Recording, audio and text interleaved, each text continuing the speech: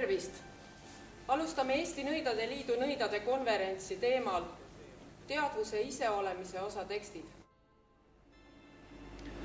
Rahvad, kes mõtlesid, et oma arvamuse avaldamine on väga tähtis asi, ära avalda oma arvamust, sest nüüd nad paljastasid seda, Tallinna linnalehes nad ütlesid, arvamine on seksikas.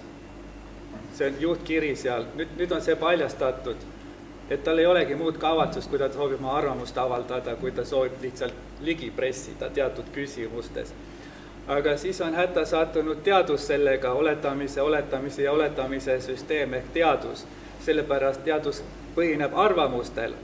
Osad on sellised arvamused ja teised on tõelised arvamused, mis on kindlaks tehtud ehk tõestatud seisukohad ehk tõelised arvamused. Nii et need on ikka need samused, väga seksikad seisukohad, mis lõpevad kõik ikka samas. Nii et matemaatikaõpetajagi teab, et 1 + 1 võrdub arvastus, eks ju.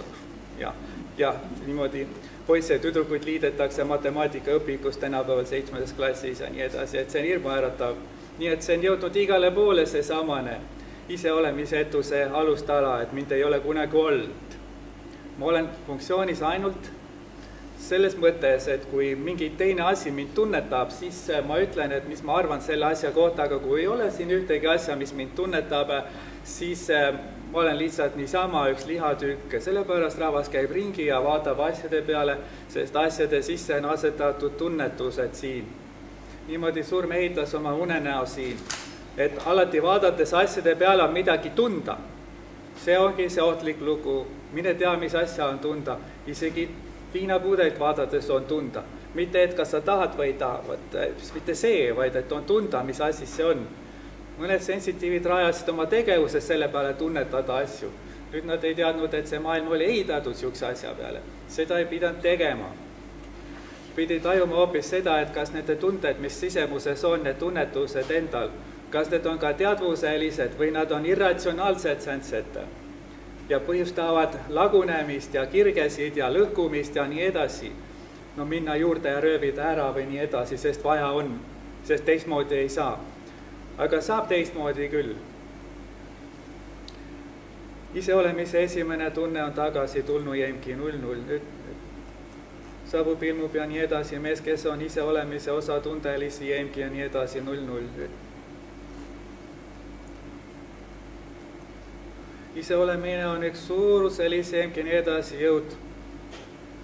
Ja võim teada iseenda kohta, et ma olen olemas. Sest niisama liikumine ei tähenda, et olemas oled. See on liikuma pandud unenägu. Ja need, kes ei ole olemas, need ka liiguvad. See, et midagi liigub, see ei tähenda, et olemas on. Ei tasu mõeldagi selle peale, et räägib, see ka ei tähenda, et olemas on. Aga kui räägib ja ilmuvad jõud ja nii edasi, siis võib arvata, et on olemas. Kas ta siin just on? Võib-olla on kuskil kaugel, ei tea, kus on, teises tähesüsteemis, aga tunda on miski tõttu. Siis tead, et vähemalt olemas on. Aga mis ta selline on? See on teadvuse küsimus. Teadvuse ilme eksimatus on ilmutatu jengi. Teadvus ei eksi kunagi, sest teadvus teab, mis midagi on.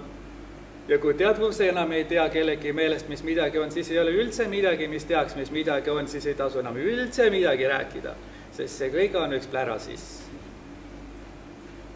0. Ma tõusen üles ja saan au, siis see osa on ilmutatu jäimgi, sest rahvas on magamas nii sügavas surmaunes, et sellest ärgamisekski pole lootust enam, sest au on läinud kaduma sellisel määral, et ise võid olla ükstaspuha, peaasi, et teised rahul on sellega. Kui sul endale ei meeldi, mis sa selline oled, no siis teiste käest küsima ei tasu minna. Muudatuste osa on tulnu jäimgi 0 nüüd.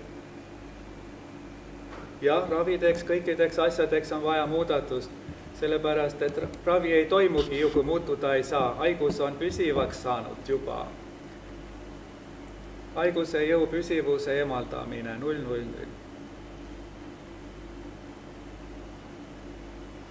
Haiguse kontuursus on muutunud selliseks, et tema tõlgendab ennast sinuna. Ta räägib, nagu ta oleks sina ja ta oleks see samane ise ja nii edasi. Palju asju siin kohas on, mis räägivad, nagu see oleks sina ise. sellepärast enda otsimine, see ei ole küll võimalik, aga tunnetada ennast, kas sa oled olemas või mitte, seda saab rahulikult diivanil istudes, ka televiisori ees, ka pargipingil ja nii edasi, ka bussis sõites ja nii edasi. Et sa ei ole mingisugune asi, mis istub, vaid sa oled üks tunne, mis on tunda. Kui see õnnestub, siis õnn sulle. Sest kaua tavaliselt läheb ka askeetidele tunnetada oma enda tunnet, et sa oled olemas. See võtab palju vaikust ja väga sisukat elu eemal teistest, mitte segi paisatud maailmas, kus toimub askeldus, vaid just niimoodi, et ei ole kedagi ja siis on liivaluited või merelained ja nii edasi või mäekesed ja nii edasi ja seal vaadeldakse ja tunnetatakse ühte tunnet ja siis teatakse, ma olen siiski olemas. See liha, mis ümber on, see on näiline. Muidu ei saadegi üldse teada, et olemine on olemas üldse, sest ühel päeval see kõik kaob ära ja siis sa näed, et ei olnud mitte midagi.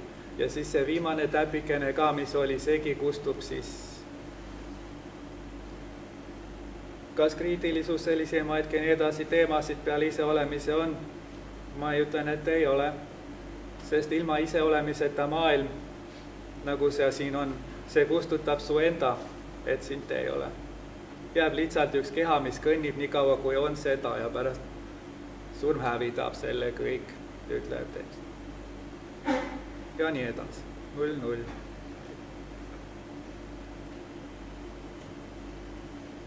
Saabub, ilmub ja nii edasi tõde iseenda kohta, sest muidu see ei selgugi üldse. Teadvuselisi ja nii edasi iseenese olemise tunnetus on tagasi tulemas. 0-0 nüüd tagasi tulnu ja nii edasi.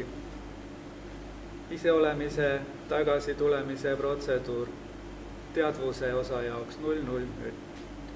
Siis mille pärast nõiad on ette võtnud sänsed asjad, rääkida teadvusest ja nii edasi. Edaspidi tuleb Kundaliinist juttu. Need on need vanaaegsed asjad, mis on teada olnud siin maailmas. Nemad oma segaste õpetustega ei tohi saada seda kustutada, see peab tagasi tulema, nagu see oli kunagi läbi igavike tuntud see kõik ju. Kundaliini hästi palju vähem tuntud, aga teadvus oli vanim tegevusala üldse siin maailmas, nii et teadvusest on teada kõik, mis on vaja, et ennast aidata ja pääseda ära siit surevast kogumist, mida nimetatakse maailm. Üks unenägu siiski ju surma oma, mitte sinu oma. 0-0. Eemaldumine maailmas 0-0. Iseolemise sisemusse 0-0.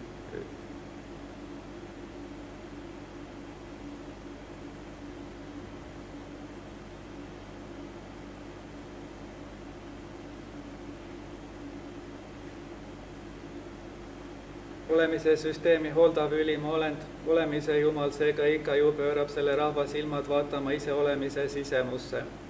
Ära iseolemisetuse suundadest 0-0. Sest muidu ei ole isegi teada, kus asetseb ise, enda, mina ja nii edasi osa. Tuleb alati vaatlusesse see midagi, mis on teised ja mingi teine 0-0. Sellega kõik.